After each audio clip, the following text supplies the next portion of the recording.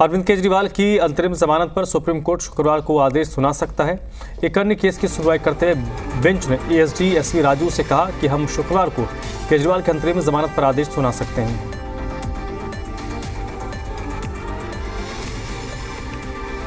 तो अरविंद केजरीवाल की अंतरिम जमानत पर सुप्रीम कोर्ट शुक्रवार को आदेश सुना सकता है और अरविंद सिंह इस वक्त मेरे साथ जुड़ चुके हैं इसी पर ज्यादा जानकारी के साथ। अरविंद, बताइए क्या इन्फॉर्मेशन है आपके पास?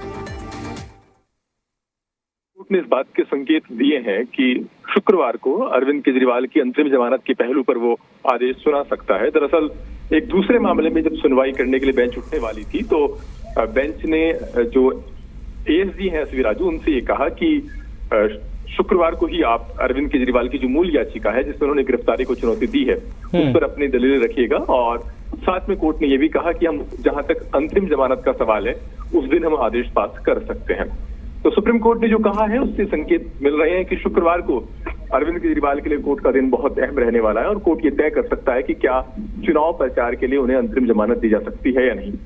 तो जो कोर्ट के ऑब्जर्वेशन रहे हैं सुनवाई के दौरान उनसे प्रथम दृष्टया ये लगता है कि अंतरिम जमानत मिल सकती है इस शर्त के साथ कि अरविंद केजरीवाल जब अगर अंतरिम जमानत पर बाहर आते हैं तो फिर वो सरकारी कामकाज में कोई दखल नहीं देंगे, सरकारी फाइलों पर हस्ताक्षर नहीं करेंगे या यूं कहें कि सीएम के तौर पर अपने संवैधानिक दायित्व को नहीं निभाएंगे। ऐसा कोर्ट ने सुनवाई के दौरान संकेत दिए थे।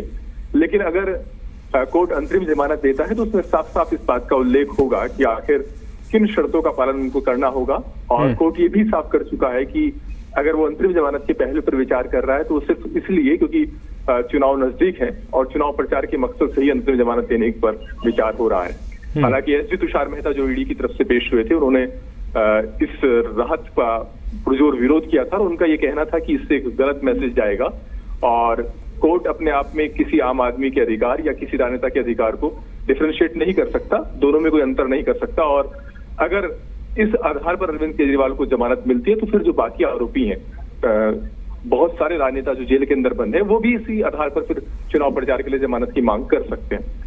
बहरहाल कोर्ट ने ये कहा था कि अपने आप में असाधारण मामला है जिसमें दिल्ली के सीएम जेल के अंदर बंद है, चुनाव के बाद उनकी गिरफ्तारी हुई है, चुनाव की घोषणा होने के बाद, और इसी के मद्देनजर जिस तरह की इस केस में असाधारण परिस्थितियां हैं उसके मद्देनजर वो अंतरिम जमानत पर विचार कर रहा है। अब परसों इस बात की उम्मीद है कि इस मामले में कोर्ट का आदेश आ सकता है, जैसा कि कोर्ट ने अपनी टिप्पणी में कहा है। बहुत बहुत शुक्रिया अरविंद आपका।